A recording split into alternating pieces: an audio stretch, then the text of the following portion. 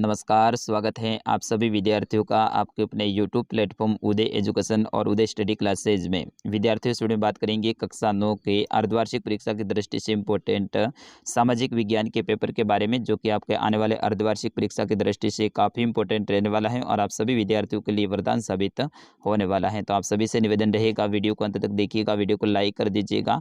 आपका अपना चैनल अभी तक आपने चैनल को सब्सक्राइब नहीं किया तो चैनल को सब्सक्राइब जरूर कर लेना है, क्योंकि सारे विषय के पेपर यहाँ पे अपलोड किए जाएंगे। आप सभी विद्यार्थी हैं, काफ़ी दिनों से लगातार कमेंट कर रहे थे कि सर कक्षा 9 के पेपर डालो, तो बिल्कुल आप सभी की कमेंट को देखते हुए मैंने इस पेपर को तैयार किया है और आने वाले समय में कक्षा 9 के सारे विषय के पेपर यहाँ पे अपलोड किए जाएंगे। तो बिल्कुल आप समय समय पे इस चैनल को देखते रहिएगा और चैनल को सब्सक्राइब जरूर कर दीजिएगा। सबसे पहले विद्यार्थियों, आपको निर्देश पढ़ लेना है। अगर आपको ये पेपर PDF के रूप में, यानी पूरा का पूरा पेपर आपको चाहिए, तो भी मैं आपको वीडियो के अंत में बताऊंगा या फिर वीडियो के बीच में कहीं पे भी बता सकता हूं कि ये पेपर कहां पे मिलेगा। बिल्कुल ऐसी की ऐसी PDF पूरी की पूरी आपको दी जाएगी। सबसे पहले निर्देश को पढ़ लीजिएगा, सभी प्रश्न हल करने अनिवार्य हैं। दूसरा निर्देश है कि नोट प्रश्नों के उत्तर अपनी उत्तर पुस्तिका में, यानी अपनी कॉपी में ही लिखना है। तीसरा निर्देश है कि प्रश्न संख्या 1 है वो आपके बहुवैकल्पिक प्रश्न रहेगा, यानी अवसद के रूप में रहेगा और इसके अंतर्गत कुल 5 प्रश्न आने वाले हैं। और चौथा निर्देश है कि प्रश्न संख्या 2 से लेकर 10 तक आपके अति लघुतरात्मक प्रश्न रहेगा और प्रश्न संख्या 11 से लेकर 15 तक है आपके लघुतरात्मक प्रश्न रहने वाले हैं। तो सबसे पहला प्रश्न देखेंगे, जो कि आपके अवसद का वाला रहेगा और इसके अंतर्गत पहला प्रश्न है कि फ्रांसीसी क्रांति कब हुई थी। तो बिल्कुल आपको बताना है कि फ्रांसीसी क्रांति है वो कब हुई थी। अगर आपको उत्तर आता है तो आप जरूर कमेंट में बताइएगा। बाकी विद्यार्थियों, इसका सही उत्तर है आपका, मैंने इस पेपर में भी दे रखा है, आपका ऑप्शन नंबर ब रहेगा सही उत्तर, यानी सन 1789 में है फ्रांस की क्रांति हुई थी। ठीक है ना, तो आपको यहाँ पे लिखना है ऑप्शन नंबर ब। दूसरा देखिए, रूसी क्रांति के समय रूस का शासक है वो कौन था? निकोलस प्रथम, निकोलस द्वितीय, लेनिन या फिर कोई नहीं। तो रूस की जो क्रांति हुई थी उस समय पे रूस का शासक है वो निकोलस द्वितीय था। तो ऑप्शन नंबर ब रहेगा दूसरे में भी। ठीक है, इसी तरह से तीसरा देखिए, श्रीलंका में घुमंतु कृषि को किस नाम से जाना जाता है? लादिंग, तावी, चीतमैन या फिर चना। तो क्या कहते हैं विद्यार्थियों, आप फटाफट इसका आंसर अगर आपको आता है तो जरूर आप बता दीजिएगा। इसका सही आंसर हो जाएगा सेना कहा जाता है। तो ऑप्शन नंबर द रहेगा इसका सही उत्तर। प्रश्न संख्या 4, थार मरुस्थल भारत के किस राज्य में स्थित है? राजस्थान, उत्तर प्रदेश, गुजरात या फिर केरल। विद्यार्थियों, ये तो बिल्कुल इजी सा प्रश्न है। थार मरुस्थल भारत के राजस्थान राज्य में स्थित हैं। तो आप ऑप्शन नंबर अ सही करेंगे। पांचवा प्रश्न देखिए, उत्तराखंड, उत्तर प्रदेश, बिहार, पश्चिम बंगाल, सिक्किम की सीमा किस देश को छूती हैं? तो ये सारे के सारे राज्य हैं, ये नेपाल से सटे हुए हैं। तो बिल्कुल आप ऑप्शन नंबर को करेक्ट करेंगे, यानी नेपाल। अब दूसरा प्रश्न है, ये काफ़ी इंपॉर्टेंट है कि कार्ल मार्क्स कौन था? तो कार्ल मार्क्स कौन था? आप यहाँ पे देखिए, कार्ल मार्क्स हैं ये आधुनिक समाजवाद का जनक था और वह मूलतः जर्मनी का एक महान विचारक था। तो आपको सबसे पहले तो इनके बारे में लिखना है कि ये आधुनिक समाजवाद का जनक था और ये जर्मनी का एक महान विचारक था। प्रश्न संख्या 3, ऐसे 2 भारतीय सुधारकों के नाम बताइए जिन्होंने रूस की क्रांति के महत्व के बारे में बताया था। भारतीय सुधारक का नाम बताना है। तो पंडित जवाहरलाल नेहरू जी और दूसरा हो जाएगा SD विद्यानकर। ठीक है ना, तो ये 2 भारतीय थे सुधारक जिन्होंने रूस की क्रांति के बारे में, इनके महत्व के बारे में बताया था। विद्यार्थियों, इस पेपर को अंत तक देखना है, सारे के सारे प्रश्न आपके एग्जाम में आने वाले हैं, बिल्कुल आप रियल पेपर मान सकते हैं। प्रश्न संख्या 4, हिटलर की विदेश नीति के 2 प्रमुख उद्देश्य क्या थे? यानी हिटलर ने की जो विदेश नीति थी उसके 2 प्रमुख उद्देश्य क्या थे? ये प्रश्न वेरी वेरी इंपॉर्टेंट है आपके एग्जाम की दृष्टि से।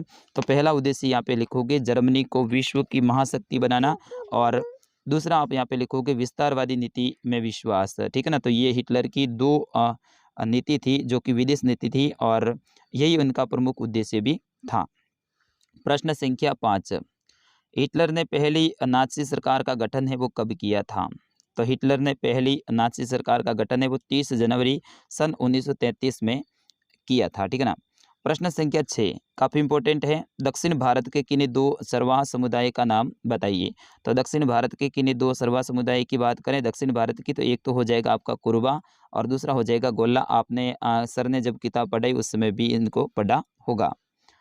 प्रश्न संख्या 7, उन देशों के नाम बताइए जो क्षेत्रफल में भारत से बड़े हैं। तो विद्यार्थियों क्षेत्रफल में भारत से 6 देश बड़े हैं, 7वां नंबर अपना भारत का लगता है, जैसे कि आपको सर ने भी पढ़ाया होगा। तो सबसे बड़ा विश्व का जो देश है वो है रूस, फिर उसके बाद में कनाडा, संयुक्त राज्य अमेरिका, चीन, ब्राज़ील और ऑस्ट्रेलिया। ये 6 देश हैं भारत से बड़े हैं और भारत का क्षेत्रफल में 7वां स्थान लगता है। अगर जनसंख्या का पूछ लिया जाए तो विद्यार्थियों जनसंख्या में भारत का है वो दूसरा स्थान है। तो सबसे बड़ा कौन है? चीन है, ठीक है ना? चाइना सबसे बड़ा है, दूसरा नंबर अपना भारत का लगता है। चलिए प्रश्न संख्या 8, भारत के किन-किन राज्यों से होकर कर्क रेखा गुजरती हैं? उनके नाम बताइए। तो साथियों भारत के 8 राज्यों से होकर कर्क रेखा गुजरती है विद्यार्थियों। इसमें आपका गुजरात, राजस्थान, मध्य प्रदेश, छत्तीसगढ़, झारखंड, पश्चिम बंगाल, त्रिपुरा और मिज़ोरम, ठीक है ना? तो ये आठों के 8 राज्यों के नाम हैं विद्यार्थियों, आप सभी को याद करने पड़ेंगे क्योंकि ये प्रश्न आपके एग्ज़ाम में सपने वाला है। विद्यार्थियों राजस्थान की बात करें तो राजस्थान में कर्क रेखा है, वो राजस्थान के दक्षिणी भाग से होकर गुजरती हैं, जिसमें डूंगरपुर और बांसवाड़ा 2 जिलों से होकर गुजरती हैं और इसका विस्तार अपने राजस्थान में कितना है? 26 किलोमीटर है, ये भी आप ध्यान रखेंगे। चलिए प्रश्न संख्या 9, भारत का अक्षांशीय विस्तार क्या है? बिल्कुल आपको बताना है। तो बिल्कुल विद्यार्थियों इसका सही उत्तर क्या हो जाएगा? भारत का जो अक्षांशीय विस्तार है वो 8 डिग्री 4 मिनट उत्तरी अक्षांश से लेकर 37 डिग्री 6 मिनट उत्तरी अक्षांश के मध्य में भारत स्थित है। यानी अक्षांश और देशांतर रेखाएं, आपको पता होगा अक्षांश रेखाएं हैं वो ऐसे आड़ी खींची जाती हैं और देशांतर रेखाएं हैं वो खड़ी लाइनें होती हैं। तो अक्षांश का पूछा जा रहा है, उत्तर में हो जाएगा आपका, सॉरी यहाँ पे हो जाएगा आपका 8 डिग्री और 4 मिनट और यहाँ पे हो जाएगा आपका 36 डिग्री 6 मिनट, ठीक है ना? इसके बीच में ये भारत आता है। अगर दिशा का पूछ लिया जाए तो भारत उत्तरी और उत्तरी पूर्वी दिशा में स्थित है। ठीक है, अगला प्रश्न देखिए, प्रश्न संख्या 10 काफ़ी इंपॉर्टेंट है। अरावली और विंध्याचल की पहाड़ियों में कौन सा पठार स्थित है? तो अरावली और विंध्याचल की जो पहाड़ियां हैं इनके बीच में विद्यार्थी मालवा का पठार स्थित है। अगला प्रश्न है कि बांगर एवं खादर में अंतर स्पष्ट कीजिए। ये प्रश्न आपके एग्जाम में सपने वाला है विद्यार्थियों, ध्यान रखना, बांगर और खादर ये आपके परीक्षा में पक्का आएगा 101%। चलिए इसमें अंतर क्या है मैं आपको बता देता हूँ। सारे प्रश्नों के उत्तर भी लिखे हैं ताकि आप सभी विद्यार्थियों को याद भी हो जाए। तो मेरी मेहनत के लिए आप लाइक कर दीजिएगा, वीडियो को लाइक करिएगा और अपना और अपने ज़िले का नाम, अपने विद्यालय का नाम है कमेंट में ज़रूर लिखिएगा। सबसे पहले बांगर, बांगर उत्तरी मैदान के जो पुराने जलोट होते हैं ना, पुराने जलोट, ठीक है ना, उसे बांगर कहा जाता है। खादर किसे कहते हैं? बाढ़ के मैदानों के नवीन जो जलोट होते हैं ना उन्हें खादर कहा जाता है। तो सबसे पहले आप क्या लिखोगे? पुराने जलोट को बांगर और नवीन जलोट को खादर कहा जाता है। दूसरा अंतर देखिए, ये नदियों के बाढ़ वाले मैदान के ऊपर स्थित हैं। कौन? बांगर। और यहाँ बाढ़ का पानी नहीं पहुँचता है, जबकि खादर है ये नदी इन क्षेत्रों में बाढ़ के समय में नदी का पानी संपूर्ण क्षेत्र में फैल जाता है तथा ये नए जलोढ़ की परत यहाँ पे जम जाती हैं। तो दूसरा अंतर ये बता देना। तीसरा अंतर देखिए, इनका प्रत्येक वर्ष पुनर्निर्माण नहीं होता है। किसका? बांगर का। और खादर का इनका प्रत्येक वर्ष है पुनर्निर्माण हो जाता है, यानी नया बन जाता है, जबकि खादर है वो पुराना होता है, वो नया नहीं बनता है। चौथा अंतर देखिए, ये कम उपजाऊ होते हैं। कौन? खादर होते हैं वो कम होते हैं, जबकि बांगर हैं ये अधिक उपजाऊ होते हैं। कारण क्या है कि हर साल यहाँ पे बाढ़ आती है। अब बाढ़ आएगी तो अपने साथ में जो मिट्टी के अंदर वाले जो पोषक तत्व हैं वो भी अपने साथ में लेके आएगी और इस कारण से वो मिट्टी उपजाऊ होती हैं। चलिए, या फिर ये नहीं आता तो अथवा में आपको ऑप्शन मिल जाएगा। ये भी प्रश्न काफ़ी इंपॉर्टेंट है कि पूर्वी घाट एवं पश्चिमी घाट में अंतर स्पष्ट कीजिए। या तो बांगर और खादर वाला आएगा, अगर वो नहीं आता तो पूर्वी और पश्चिमी घाट का आएगा। चलिए 12वां प्रश्न है कि जल विभाजक का क्या कार्य है? एक उदाहरण दीजिए। तो जल विभाजक वह उच्च स्थलीय भाग है जो दो अपवाह द्रोणियों के एक दूसरे से पृथक करता है, यानी अलग करता है। बीच में होता है वो बड़ी सी पर्वत श्रृंखला हो जाती है और दो अपवाह तंत्रों को अलग कर देता है, उसे क्या कहते हैं? जल विभाजक कहते हैं। उदाहरण के लिए अंबाला नगर सिंधु गंगा नदी तंत्रों के बीच में जल विभाजक पर स्थित है। अंबाला नगर है ना, ये सिंधु और गंगा नदी के बीच में स्थित है जल विभाजक के रूप में, क्योंकि ये पहाड़ी क्षेत्र में स्थित है। इसके इधर भी सिंधु नदी तो इस तरफ में इसके गंगा नदी हो जाएगा। चलिए प्रश्न संख्या 13 काफी इंपॉर्टेंट है। नदियों तथा झीलों के कुछ आर्थिक महत्व बताइए। यहाँ पे झीलों, ये थोड़ी सी मिस प्रिंटिंग हुई है, यहाँ पे झील लिख देना, ठीक है, झीलों। तो नदियों और झीलों के कुछ आर्थिक महत्व बताना है। नदियों के आर्थिक महत्व क्या होते हैं? नौ संचालन के लिए होते हैं और प्लस इनसे सिंचाई होती है। और झीलों का भी वही है, इसके अंदर मछली पालन वगैरह वगैरह नौकायन वगैरह होती हैं। तो इस तरह से इनके आर्थिक महत्व आपको बताने हैं। या फिर ये नहीं आता है तो अथवा में ये आ जाएगा कि हिमालय तथा प्रायद्वीपीय नदियों के मुख्य अंतर को स्पष्ट कीजिए। प्रश्न संख्या 14 काफ़ी इंपॉर्टेंट है ये भी प्रश्न आपके एग्जाम की दृष्टि से, कि भारत के किस भाग में दैनिक तापमान अधिक होता है एवं क्यों। तो भारत के पश्चिम के भाग में है दैनिक तापमान है वो अधिक होता है। कारण क्या है, क्योंकि यहाँ पे थार मरुस्थल पाया जाता है और थार मरुस्थल में बालू रेत हैं, और ये बालू रेत हैं वो बहुत अधिक तपती भी हैं। चलिए अगला प्रश्न है, इसी में अथवा में मिल जाएगा कि दक्षिण पश्चिम मानसून की प्रमुख विशेषताएं बताइए। दक्षिण पश्चिम मानसून कौन सा, जो बंगाल की खाड़ी की तरफ से ये आता है, ये होता है दक्षिण पश्चिम मानसून। इसमें अरब सागर भी अपना थोड़ा सा सपोर्ट करता है, थोड़ी सी बंगाल की खाड़ी भी करती है, और दोनों के मिले जुले प्रभाव को ये जो मानसून होता है ना, इन्हें दक्षिण पश्चिम मानसून कहा जाता है। चलिए प्रश्न संख्या 15 निम्नलिखित में अंतर स्पष्ट कीजिए। वनस्पति जगत और प्राणी जगत, इन दोनों के बीच में आपको अंतर लिखना है। अगर ये नहीं आता है तो सदाबहार और पर्णपाती वन है, ये भी अथवा में आपको आ जाएगा। चलिए प्रश्न संख्या 16 जनसंख्या वृद्धि के महत्व के घटकों की व्याख्या कीजिए। जनसंख्या वृद्धि के महत्व की जो घटक है उनकी व्याख्या करनी है। प्रश्न संख्या 17 है कि लोकतंत्र में विपक्ष के कोई 4 तर्क दीजिए। यानी लोकतंत्र के अंदर विपक्ष है उनके 4 काम क्या क्या होते हैं वो आपको लिखने हैं। ठीक है ना विद्यार्थी, ये आपके राजनीति विज्ञान की जो बुक है उसका प्रश्न है। या फिर लोकतंत्र में पक्ष पर है वो तर्क दीजिए। या तो विपक्ष के ऊपर देना है आपको तर्क, अगर विपक्ष का नहीं आएगा तो पक्ष होता है ना उनके ऊपर आ जाएगा। दोनों में से एक प्रश्न आपके एग्जाम में जरूर आएगा। चलिए 18वां प्रश्न, भारत में चुनाव आयोग की शक्तियों को संक्षेप में बताइए। तो चुनाव आयोग की शक्तियां क्या होती हैं देखिएगा।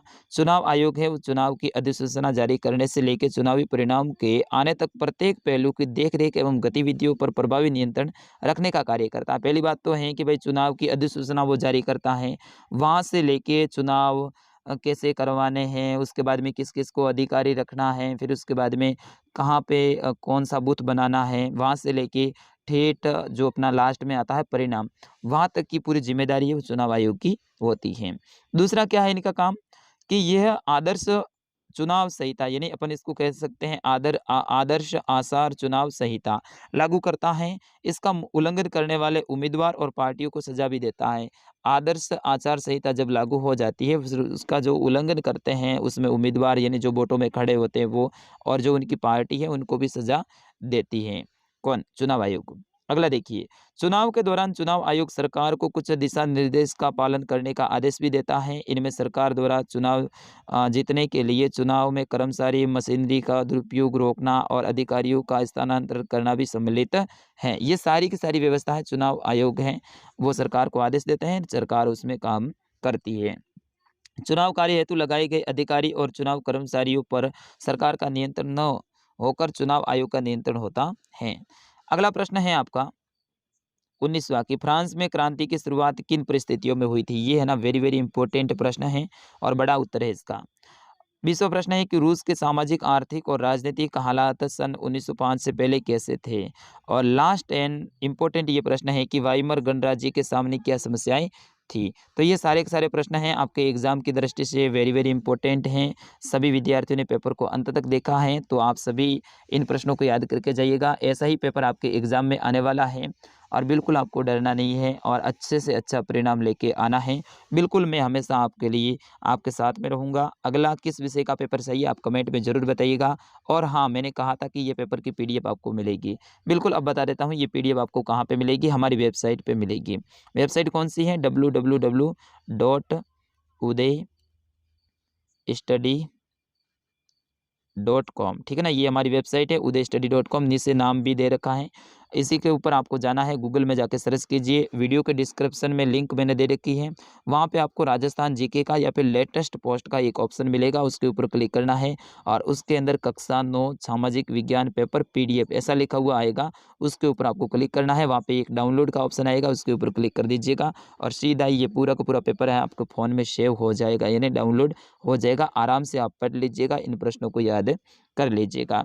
विद्यार्थियों अब कमेंट करके बताइए कि आपको अगला कौन सी विषय का पेपर चाहिए। इस वीडियो को आप ज़्यादा से ज़्यादा शेयर करेंगे, लाइक करेंगे। मिलते हैं अगले वीडियो में, तब तक के लिए नमस्कार, जय हिंद।